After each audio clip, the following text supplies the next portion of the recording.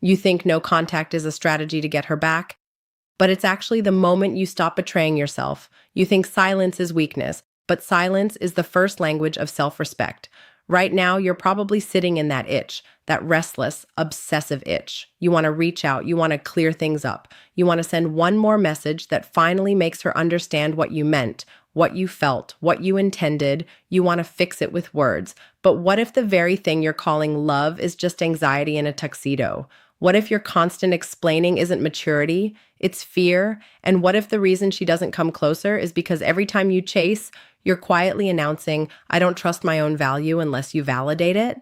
If you need this kind of truth, if you need reminders that pull you out of emotional quicksand, subscribe. Not because I need subscribers, because you need reinforcement. You need a voice in your ear that doesn't negotiate with your weakness. The world will teach you to soothe yourself with messages, with attention, with begging for closure. You need truth until it becomes your default setting. Now here's the thesis, and you need to hear it clearly. No contact doesn't make women come back. No contact reveals what was already true, and it forces respect to show up where begging used to live. That's what it really means, because the misconception is simple and it's destroying you. You think attraction is built by staying present. You think if you're consistent enough, available enough, patient enough, she'll eventually relax and choose you. You think love is demonstrated by endurance.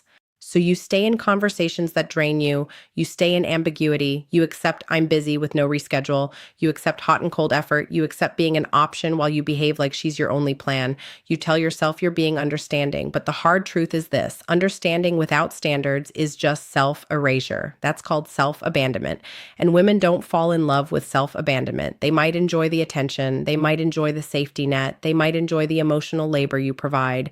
But deep attraction, the kind that grips, the kind that lingers, the kind that makes someone come back and reevaluate you, doesn't grow in a man who is always accessible, always apologizing, always trying to earn his place.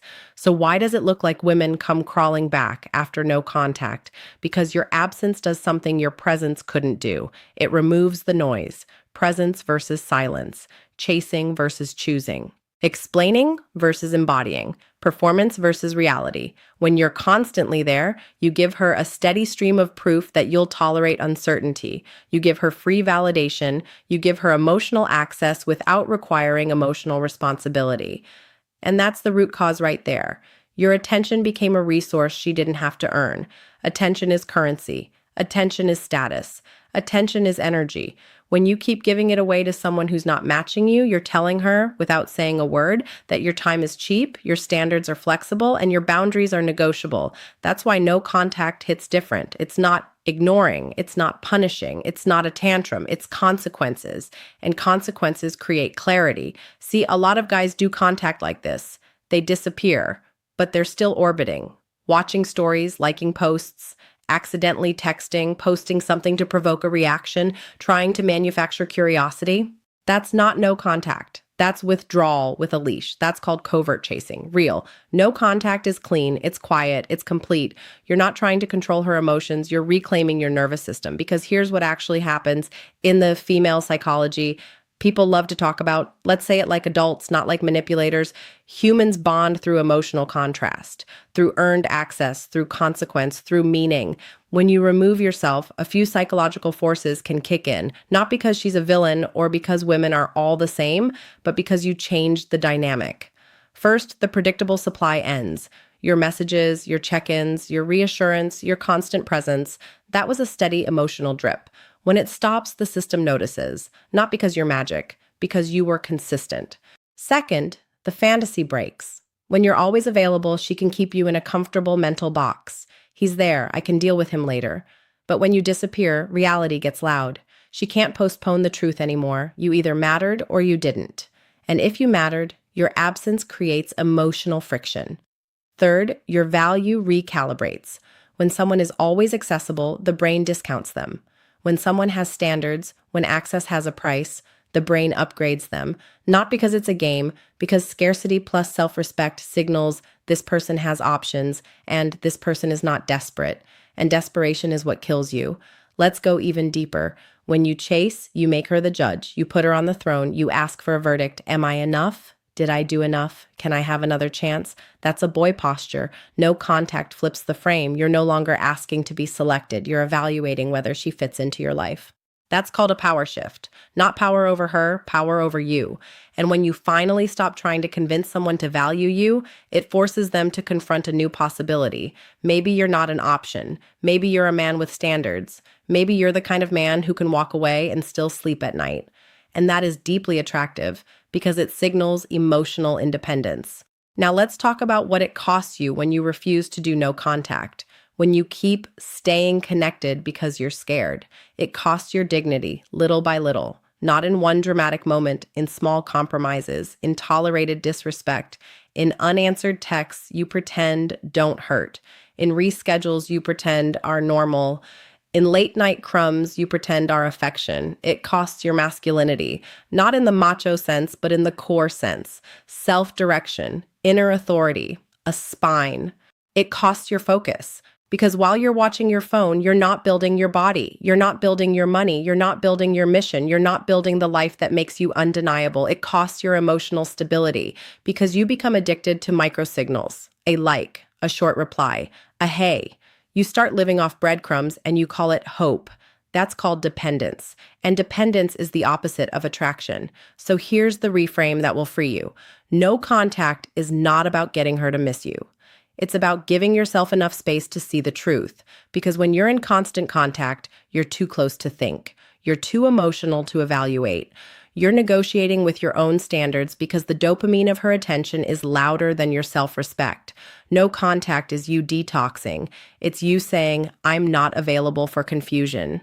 And listen, this is important. If she comes back after no contact, that is not automatically a victory. That's where most men fail. They treat her return like proof they were right, and they immediately go back to the same patterns. Instant replies, overinvestment, no boundaries, fear of losing her again. So she returns, and you hand her the same version of you that she walked away from. Of course, the cycle repeats. So if you're going to do this, you do it like a man. Let me paint you the archetype, because you need a target. The man who does no contact correctly is not bitter. He's not playing chess. He's not sitting in darkness plotting revenge. He's calm. He's grounded. He's the kind of man who doesn't need closure from someone inconsistent because his closure comes from his standards. He doesn't need a final conversation to validate his decision. His decision validates his decision. He has a life that doesn't pause. He trains even when he's hurt. He works even when he's frustrated. He keeps promises to himself even when nobody is watching. He doesn't outsource his identity to romance. And when he loves with structure. He's warm, but not loose. He's present, but not available to disrespect. He can be affectionate without being needy. He communicates clearly once, twice if it's warranted. And after that, he watches behavior. Because he understands something most men never learn. Words are cheap. Effort is expensive. So when he sees low effort, he doesn't argue. He doesn't beg. He doesn't try to teach someone how to value him. He withdraws, not as punishment, as alignment. That man is attractive because he's not hunting for approval. He's building a life. And if a woman wants to be part of it, she can earn that place, not by being perfect, by being consistent. Now, actionable imperatives, not theory, not fluff. Here's what you do, and here's what you stop doing. You stop checking in. You stop sending the casual text that is really a fishing line. You stop asking questions you already know the answer to. You stop trying to be remembered. Because if you have to remind her you exist, you already lost the frame. You stop stalking her digital life. You stop watching stories like a ghost. You stop looking for signs. You stop interpreting her posts as messages meant for you. That's called self-torture. And you stop negotiating your boundary with yourself. If you decided no contact, you do no contact. Not no contact unless I feel lonely. Not no contact unless it's the weekend. Not no contact unless she posts something that triggers me. You either lead yourself or your emotions lead you. Then you redirect immediately. You redirect your attention to your body. You train like a man who's taking his power back. Not to impress her, to rebuild your internal certainty. You redirect your attention to your work. You produce, you create, you sharpen your skill, because competence is confidence that no one can take from you. You redirect your attention to your environment, clean your room, fix your routine, get your sleep right, handle the basics like a disciplined adult, because chaos in your space becomes chaos in your head. You redirect your attention to brotherhood. You spend time with men who don't let you spiral, men who call you out when you start romanticizing disrespect, men who value standards, not drama. And while you're doing no contact, you do one more thing that separates men from boys. You tell the truth about what happened, not her truth, your truth. Did she disrespect you? Did she breadcrumb you? Did she keep you as an option? Did she communicate only when it benefited her? Did you tolerate things you wouldn't advise your best friend to tolerate? Be honest, because if you lie to yourself to keep the fantasy alive, you'll break no contact the second your feelings spike. Now let's address the moment she reaches out, because that's what you're really here for. You want to know what to do when she comes back. Here's the rule. You do not reward a return with instant access. If she reappears with a "hey stranger" after weeks of silence, that is not an apology. That is a temperature check. That's called testing. And tests aren't evil. They're information. The question is, do you pass your own test? You respond calmly. You do not over-explain. You do not dump emotion. You do not act like a starving man who just got offered bread. You ask for clarity. Real clarity. Not interrogation, not accusations. Clarity. Because your goal is not to win her back. Your goal is to protect your standard. If she returns with accountability, real ownership, changed behavior, consistent effort, then you can consider reopening the door slowly. Slowly. Because trust is built in reps, not in speeches.